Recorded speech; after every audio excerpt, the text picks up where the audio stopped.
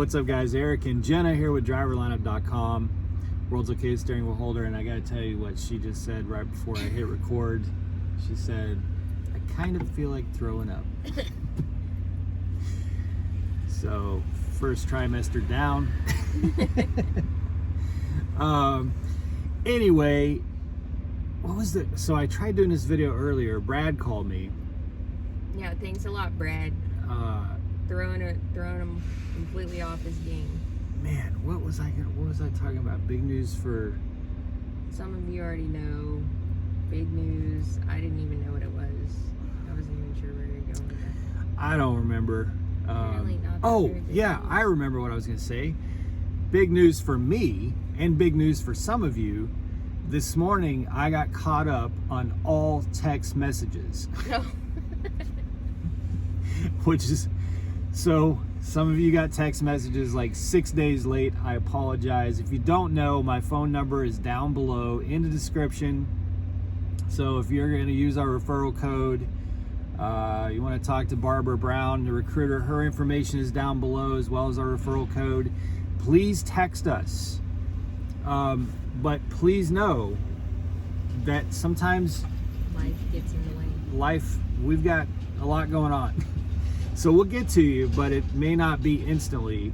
But we do answer all questions and comments in text message to that phone, so please feel free to do so. But yeah, this morning I got caught up, and the reason I got caught up is because I busted my ass last night to get to this receiver in Scranton, PA as early as possible, and got here at 3:45 for a 7 o'clock appointment, only to be told at 6 that nobody even comes in until 8, and then to be told at 8 that we have to relocate to another facility that we relocated to join a line of trucks because they're only unloading at one dock, and there's only 2 people here. Only 2 people in this entire facility, and the 2 people here are pissed off at the other facility for sending trucks over here because they can't handle the capacity, and the other place told us that they can't handle the capacity, but the other place's docks were half empty and there's a bunch of people walking around not doing anything. So that's how, man, that sun is bright. That's how our morning is going. If you're one of the people texting us with questions and you're thinking about coming to Prime, get ready for this shit. Well, it's not a Prime exclusive thing. That's industry. Yeah, that is the trucking industry, but it's just lots of hurry up and wait. Mind-boggling of how incompetent. But God help us. God help us if we're 5-10 minutes late anywhere. Like, that is such a sin, and you will be bludgeoned. Man, I've said it before in videos. There's 3 parties in a contract. There's the driver, the broker, and customer. We, as the driver, are the only ones held to our end of it. When there's a load proposed to me, it has the time I pick up, the place I pick up, the time we drop, and the place we drop, the rate, fuel surcharge, tolls, etc. And we agree to that. We are obligated to adhere to that to the T, to the word. Like, we have, and if not, there is severe consequences. The other 2 parties, they'll change it. The broker will change it. In our case, the broker is Prime. Things get changed up, miles get added. No big deal, no consequences. For the customer, there is literally no consequences for the customer. And it just screws everything up. Lyle's been not bitching about this in his last No Hippie Trucking Transportation, his last few videos. In his old age, he handles it with patience and elegance. But he's been talking in his last couple of videos about how it just throws your plan off, and it has screwed up our entire day. We should be at the Pittston terminal right now. my whole plan, we should have been there an hour or two ago. These people are being so damn noisy over here. And my whole plan was to get there, take a shower, get some sleep. The truck has to go into the shop at 6 p.m. tonight to get this air leak fixed. And here it is 10 o'clock right now, and there's still one truck that was in front of the truck in front of us, just got moved to a dock, and there's 2 people in this entire facility. So then the truck in front of us has to go. The truck behind us got here last night. And it's just, it's unbelievable how he said, he came in here like midnight or whatever last night, and they told him, or maybe he was at the first place or whatever, but they told him to come back in the morning. So he found somewhere to park and then came back at the time that they told him, which is now. And that's another thing, you know, like there's no order to it. well, it's like that old show Whose Line Is It Anyway, where like the rules are made up. The points are made up.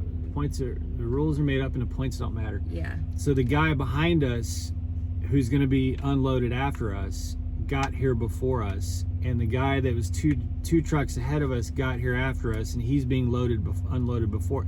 It's just like they're not sending people from the other facility in the order that their appointment is. They're just sending them just whenever, arbitrarily as they feel just like it. I'll go out and tell this guy move. So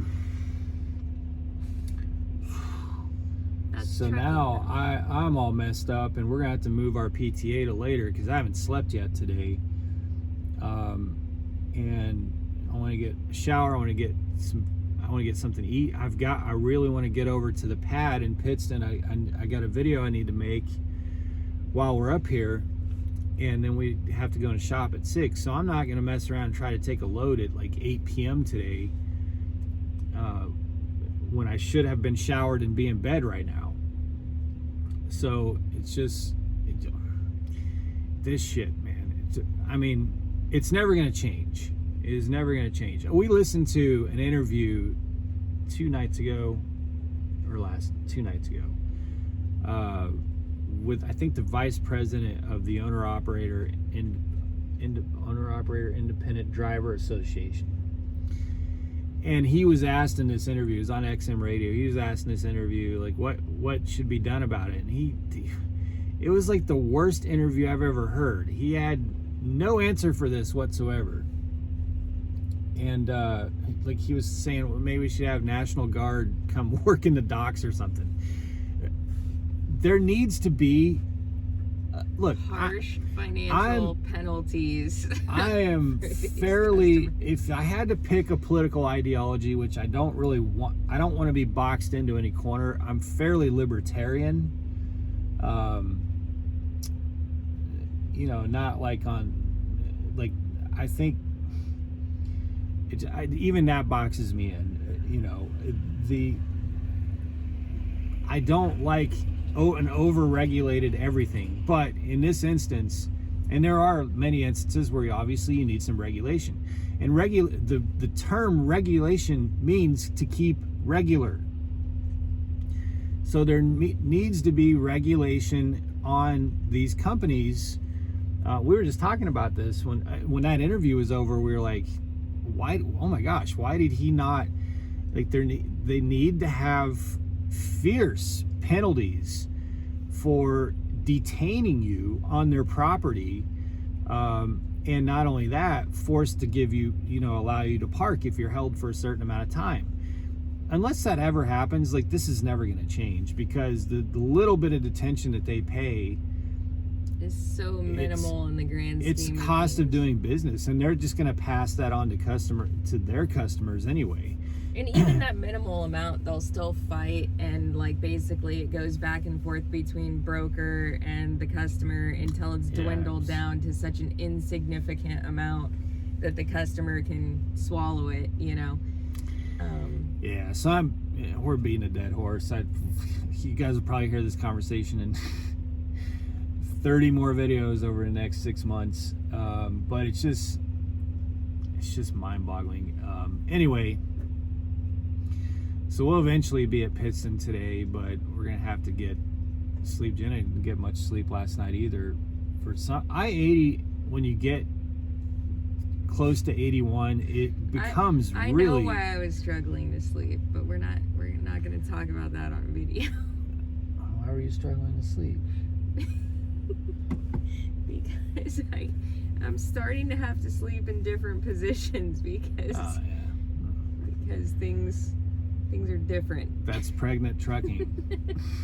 So then when you're trying, okay, so you have to sleep on your left side or right side. You can't sleep on your back. You can't sleep on your stomach for obvious reasons. So the more you're trying to wedge yourself to be able to sleep on your side and it's bumpy, I will say, you literally just rock back and forth. I'll back her up and say that before she was pregnant, she could sleep for 12 hours and not know what the hell happened during that 12 hours. I could run a whole 14-hour clock and she would wake up like on another planet. The moment we got back in the truck after it was like double, triple, quadruple confirmed that she's pregnant, she does not sleep for shit. And it just progressively gets worse. Like now it's to the point where she just randomly appears at 2 a.m. while I'm driving. He's like, hey, what's going on? That never happened before. What are we listening to? Who are you on the phone with? Yeah. Do you need a snack or something cold to drink? So that's pregnant trucking. Yeah. So anyway, yeah, this sucks. And it's only gonna get worse as I have like a tire chalk, stuck in front of my stomach. Like it's like, it's a body chalk. So as far as our I week, need a body pillow. We're very fortunate to get this load, paid $2,500 up here because we may be able to squeeze another load on this pay period, but at least this one will take care of all of our cost. Brad's truck, our second truck, is, well, we'll see. He got proposed this morning, or that truck got proposed an offer that none of the three of us want to run, but none of the three of us know how to say no to it. It pays almost $3 a mile and delivers tomorrow, but weather up there is dicey and it doesn't go to a great reload area, but it's just a load that you can't, like, it's like, how do you say it?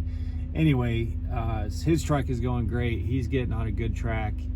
That truck should end up profitable this week, which is his first, it's not even a full week. He didn't leave until Saturday morning. So it's like half a week. And for that truck to be potentially profitable on half a week, I think is really promising. So that's... Makes good decisions. He communicates well. Oh yeah, he's amazing. He calls on any decision or any question he has, and that's what I like. I want to be here to help in any way that I can, and it feels like an awesome team dynamic. Yeah, there. For sure. Because he doesn't have to we're not micromanaging. He doesn't have to call on everything, but it's nice to just have that back and forth of how do we run this as profitable as possible. And he is absolutely, totally competent. I mean, like, we don't worry about anything. We literally don't worry. We don't even think about that truck. And that's the way. If you're running a fleet, that's what you want. Like that's his business, his truck, and he runs it. And I mean, it's our business, but you know what I mean. So things are working out great there. We'll be able to run for only like 5 or 6 more days, because we gotta get back to Prime for the DAB meeting. But I do get paid fair market rate for the DAB meeting. I'll be really curious to see what that is. I'm curious to see if they pay more for a team truck. Oh, that's a good point. Because if it's fair market rate, I don't even know what that means. But our truck does $1,000 a day when we're running. So if they're paying $1,000 a day for that 2-day event, I'll be very happy.